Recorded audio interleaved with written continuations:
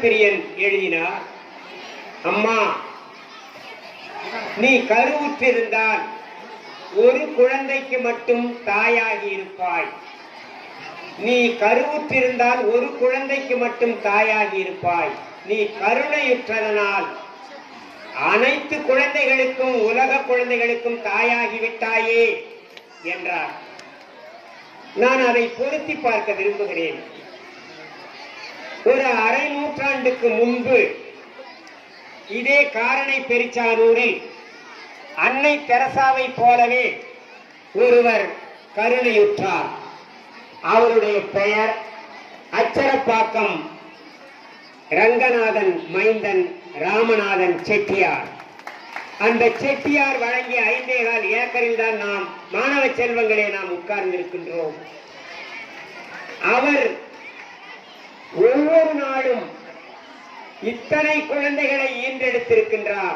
இத்தருணத்தில் நாம் ஏஆர் ராமநாதன் செட்டியார் அவர்களை இந்த தருணத்தில் மட்டுமல்ல எல்லா நாளிலும் வணங்கவும், போற்றவும், பாராட்டவும், அவருடைய படம் நம்முடைய பள்ளி அறையை அலங்கரிக்கிறது. அவரை வணங்கவும் நாம் கடமைப்பட்டிருக்கின்றோம். மாணவ செல்வங்களே, ஒரு தலைமை ஆசிரியர் பள்ளியை விட்டு சென்ற பிறகு மீண்டும் வரவழைக்கப்பட்டு பெரிய அளவில் கௌரவிக்கப்படுவது காரணை பெருச்சானூர் பள்ளியில் மட்டுமாகத்தான் இருக்கும் என்று நான் கருதுகின்றேன். இந்த அருமையான வாய்ப்பினை, இந்த சந்தர்ப்பத்தை வழங்கிய மதிப்பிற்கும் மரியாதைக்கும் உரிய பெருந்தன்மை கொண்ட மேடையில் வீற்றிருக்கக்கூடிய சான்றோர்கள், இந்த வாய்ப்பினை வழங்கிய மதிப்பிற்குரிய தலைமை ஆசிரியர் ஐயா அவர்களை வணங்க கடமைப்பட்டிருக்கிறேன், நன்றி கூற கடமைப்பட்டிருக்கின்றேன். அது மட்டுமல்ல, அவர் அழைத்தால் ஊர் ஒத்துக் கொள்ள வேண்டுமே. அவர் என்ன செய்தார்? ஏன் அழைக்கிறீர்கள், அதுவும் இத்தனை மணி நேரம் குழந்தைகளும் பெற்றோர்களும் பெரியோர்களும் அமர்ந்திருக்க வேண்டுமே என்று ஊர் அதற்கு ஆட்சேபனை தெரிவிக்கவில்லை வேண்டுமே. இல்லை இல்லை, நாங்கள் ஊரே கூடி தலைமை ஆசிரியர் எடுத்த முடிவுக்கு நாங்கள் பக்கபலமாக இருக்கிறோம் என்றுதான் நம்முடைய PTA தலைவர் ஐயா தரணிதரன் ஐயா அவர்களிலிருந்து, பொருளாளர் அங்கமுத்து ஐயா அவர்களிடமிருந்து, SMC தலைவர் வளர்மதி அஞ்சாமணியிலிருந்து, இங்கே தலைவர் வரவில்லை என்றாலும் சத்யா குப்புசாமி அவர்களாகட்டும், துணைத் தலைவர் அம்மா ஆகட்டும், சிவபாலன் உள்ளிட்ட உறுப்பினர்களாகட்டும், கவுன்சிலர் அம்மா விருத்தாம்பாள் கோவிந்தசாமி அம்மா அவர்களாகட்டும், இவ்வளவு பேரும் கூடி நின்று, ஏன் இந்த பள்ளிக்கு நான் பணியாற்றிய போது வாட்ச்மேனாக இருந்து இரவு பகலாக இந்த லேப்டாப்பை கண்ணும் கருத்துமாக பாதுகாத்த சுப்பிரமணிய ஐயா உட்கார்ந்திருக்கிறார், அவராகட்டும், ஏற்கனவே இங்கே SMC பணியாற்றிய முன்னாள் தலைவர் அம்மாவாகட்டும், இத்தனை பேரும் அந்த முடிவினை வழிமொழிந்திருக்கிறீர்கள். இங்கே மதிப்பிற்குரிய உதவி தலைமை ஆசிரியர் டாக்டர் இளையராஜ் ஐயா அவர்களுக்கும், உதவி தலைமை ஆசிரியர் இடைநிலை அருண் சார் ஐயா அவர்களுக்கும், மதிப்பிற்குரிய முதுகலை பட்டதாரி ஆசிரியர் பெருமக்களுக்கும், எட்வர்ட் பிரான்சிஸ் பல்லாண்டு காலம் இப்பள்ளியிலே பணியாற்றி கொண்டிருக்கக்கூடிய மூத்த ஆசிரியர் ஐயா அவர்கள் உள்ளிட்ட பட்டதாரி ஆசிரியர் அவர்களுக்கும், சிறப்பு ஆசிரியர் பெருமக்களுக்கும், பகுதி நேர ஆசிரியர் பெருமக்களுக்கும், PTA ஆசிரியர்களுக்கும் என் நெஞ்சார்ந்த நன்றியினை வணக்கத்தினை தெரிவித்துக் கொள்ளுகின்றேன். மாணவ செல்வங்களே, எனக்கு முன்பு பேசிய ராமமூர்த்தி உள்ளிட்டோர் குறிப்பிட்டார்கள் நம்முடைய அமைச்சர் அவர்களை பற்றி. தன்மடி தன்னை தாய்மடியாக மாற்றி எம்மை வளர்த்த பொன்முடி ஐயா அவர்களை பற்றி குறிப்பிட்டார்கள். இங்கே அவர்கள்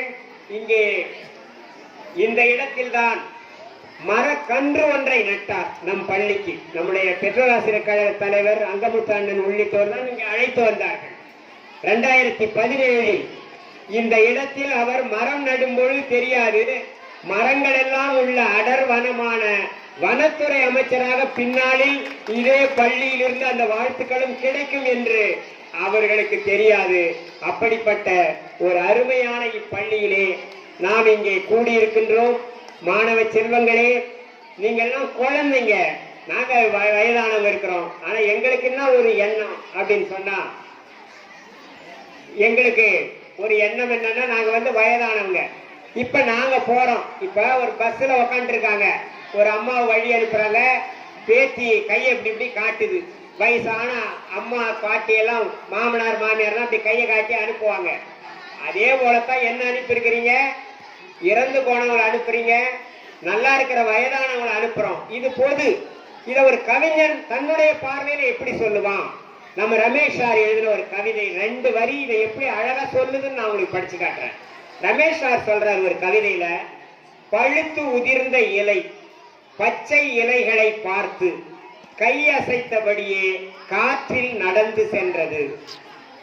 என்னைய கூட எடுத்துங்க, ஐயாலாம் எடுத்துங்க. நாங்க வயதானவர்கள், நாங்க பள்ளியை விட்டு நாங்க போவோம். நிகழ்ச்சி முடிஞ்ச உடனே நாங்க ஒரு பழுத்த இலைகள். மாணவ செல்வங்கள் என்ன பண்ணுவீங்க? கை அசைச்சு போயிட்டு வாங்கன்னுவீங்க. நீங்க பச்சை இலைகள். அது ஒரு கவிதை எப்படி எழுதுறதுன்றது அவர் சொல்லியிருக்காரு பாருங்க. சொல்லுங்க. பழுத்து உதிர்ந்த இலை பச்சை இலைகளை பார்த்து கையசைத்தபடியே காற்றில் சென்றது. இதுதான் நம்ம ரமேஷ் சார் எழுதின கவிதை. தீபாவளி, பொங்கல் வருது, கிறிஸ்துமஸ் வருது, விசேஷத்துக்கு துணி எடுக்க போறாங்க. சொக்கையில கையை வச்சுக்கிட்டே தடவிக்கிட்டே என்ன செய்யறாரு? கஷ்டப்படுறாரு. ஒரு வசதி இல்லாதவங்க அவங்க என்ன சொல்றாங்களா, மகளுக்கு துணி எடுக்க போனேன், மகளுக்கு துணி எடுத்து. இந்த கவிதை சொல்லுங்க, ரமேஷ் சார் கவிதை. நீங்க எப்படி கவிதை எழுதுன்னு கத்து கொடுக்கறதுக்காக நான் ஐயாவுடைய கவிதை துணையோட வந்தேன், வேற ஒண்ணு இல்ல. நான் பேச வரல, உங்களை பார்த்துட்டு போக வந்தேன். சொல்லுங்க. மகளுக்கு துணி எடுக்க போனேன், கொட்டி கிடந்த துணிகளை பார்த்து. மகளுக்கு துணி எடுக்க போனேன், கொட்டி கிடந்த துணிகளை பார்த்து என் சட்டை பையை தொட்டு பார்த்து கொண்டேன். கவிதை புரியுதா இல்லையா?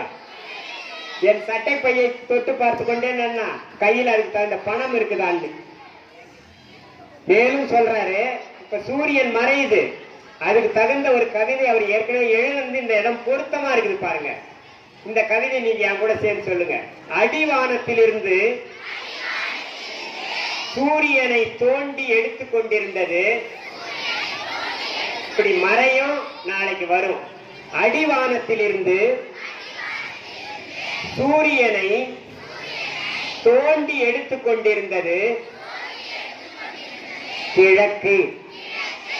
கிழக்கிலிருந்து சூரியனை தோண்டி எடுத்துக்கொண்டு வருதுன்னு மட்டும் அவர் சொல்லல. அது மாணவ செல்வங்களே, உங்கள் இதய கிழக்கிலிருந்து சூரியனை ஆசிரியர் பெருமக்கள் தோண்டி எடுத்துக் கொண்டிருக்கிறார்கள். அதை மறைமுகமாக அவர் சொல்லி இருக்கின்றார் அந்த கவிதையிலே. சொல்றாங்க, ஒரு 10 நாளுக்கு முன்பு ஜனவரி 26ஆம் நாள் கலெக்டர் வளாகத்தில், நானும் இதோ புரியாத வெள்ளாடு தெரியாம ஓடுது புடிச்சாந்து கூட்டத்துல சேர்ப்போன்னு பாடினாரு ஐயப்பன் எழுத்தாளர். அந்த அவரு நானு மாணவர் சார்பா ஹேமநாத் ஒரு மாணவர் எல்லாம் கலெக்டர் ஆபீஸ் போனோம். பார்த்தா கலெக்டர் ஐயா கையில சான்றிதழ் வாங்கினாங்க. யார் வாங்கியது? கலெக்டர் ஐயா கையால. நம்முடைய பிஇடி டீச்சர் அமலோர் கோமேரி அம்மா கலெக்டர் கையால வாங்கினாங்க. அந்த சான்றிதழ அம்மா கையில அவங்களுக்கு ஒரு பொன்னாடையை நான் போர்த்தி, அவங்க கூட நான் புகைப்படம் எடுத்து, அதை நின்றுட்டு இருக்காரு அவரு மாணவர், இவங்க எல்லாம் புகைப்படம் எடுத்தோம். எனக்கு ஆச்சரியம் இல்லை. அமலோர் கோமேரி அம்மா பேர் இந்தியன் எக்ஸ்பிரஸ்ல காரணை பேர்ச்சான ஒரு பேர் புகை பெறுது. இது எனக்கு பெரிய புகை இது இல்ல. அம்மா கேரம் போர்டுல நேஷனல் அளவுல நடுவருக்கான சான்றிதழ் பெற்றவங்க. இந்த பள்ளிக்கூட டீச்சர் டெல்லியில அவங்க போயிட்டு நடுவரா இருக்கலாம். அந்த சான்றிதழ் வச்சிருக்கிறவங்க இந்த ஸ்கூல் டீச்சர். அது பெருமை இல்ல. நீச்சலுக்கு திசை எங்க எடுத்துட்டு போறாங்கன்றது மட்டும் பெருமை இல்லை. ஏன்னு சொன்னா டீச்சரை இரும்பு பெண்மணின்னு அருணகிரி ஐயா தான், ஆற்காடு ஐயா தான் அடிக்கடி சொல்லுவாரு. அது மட்டுமல்ல, இந்த பள்ளி கலெக்டர் கையால விருது பெற்ற பல ஆசிரியர்களை கொண்டுள்ளது. ஏற்கனவே பெஸ்ட் டீச்சர் அவார்டு கலெக்டர் கையாலே வாங்கியிருக்காரு நம்ம அருணகிரி ஐயா.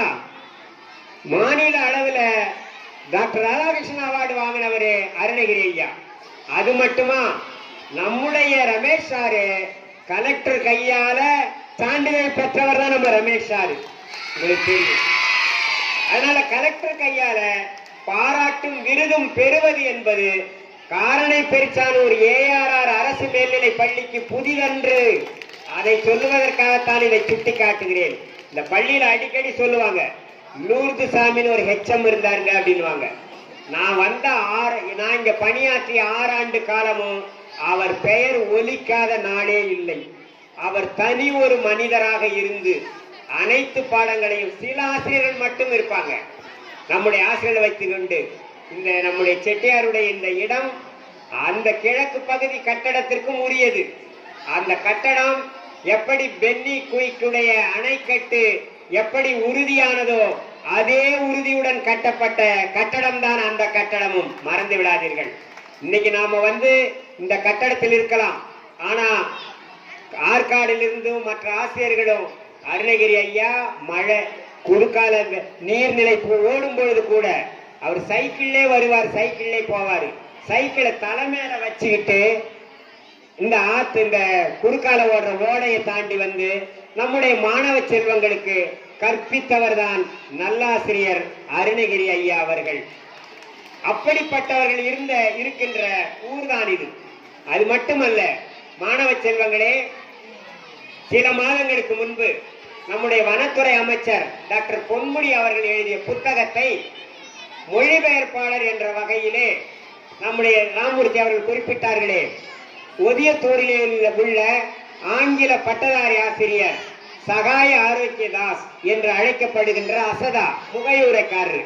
இந்த முகையூர்ல பிறந்த அசதா என்ற பெயருள்ள சகாய ஆரோக்கியதாஸ் என்ற பெயருள்ள ஒதியத்தூரில ஆங்கில ஆசிரியராக உள்ள அந்த ஆசிரியரை கூட்டின்னு சென்னையில மாண்புமிகு முதலமைச்சர் ஆனரபிள் சீஃப் மினிஸ்டர் மு.க. ஸ்டாலின் ஐயா அவர்கள் அவரை விருது அளித்து அவருக்கு கௌரவிக்கிறார். யாரன்னு? நம்முடைய அசதா அவர்களை. அவர் இந்த பக்கத்தில் இருக்கிற நம்முடைய ஒதியத்தூர்ல அவர் யாரு? முதலமைச்சர் அவர்களால் பாராட்டப்படுறாரு. அவர் இதை தாண்டி தான் போயிட்டு வர்றாரு அந்த ஆடம். அதனால பெருமைக்குரிய பள்ளி தான் நம்முடைய பள்ளி. பெருமைக்குரியவர்கள் வசிக்கக்கூடிய பகுதி. இங்க பார்த்தீங்கன்னு சொன்னா தினமலர் நாளேட்டில் போட்டோகிராஃபராக இருக்கிறார் இளங்கோ என்ற இளைஞர். ஆனால் அவர் பெயர் இளங்கோவை தவிர கண்டராதித்தன் என்ற பெயரிலே அவர் நம்முடைய பிடிஏ தலைவர் தரணி ஐயாவுக்கெல்லாம் தெரியும். கண்டராதித்தன் என்ற பெயர்ல புத்தகங்கள் எழுதினார். அந்த புத்தகங்களுக்கு ஆனந்த விகடன் வார இதழ் வந்துகிட்டு இருக்கு. அந்த ஆனந்த விகடன் பத்திரிகை விருது கொடுத்தது யாருக்கு? கண்டராதித்தனும் விருது பெற்றார், சகாய ஆரோக்கியதாசும் விருது பெற்றார். அப்படிப்பட்ட பெருமை மிகு மண் தான் நம்முடைய மண். அது மட்டுமல்ல, அதே கண்டாச்சிபுரம் பள்ளியிலே கால பைரவன் என்ற பெயரிலே விஜயகுமார் என்ற இளைஞர் ஆங்கில பட்டதாரி ஆசிரியர் 5 புத்தகங்கள் எழுதியிருக்கிறார். அதிதி என்ற ஒரு புத்தகம் எழுதியிருக்கிறார். அதை போலவே எண்ணற்ற கவிதை நூல்களை அவர் எழுதியிருக்கின்றார். அவர் கால பைரவன். இப்படிப்பட்ட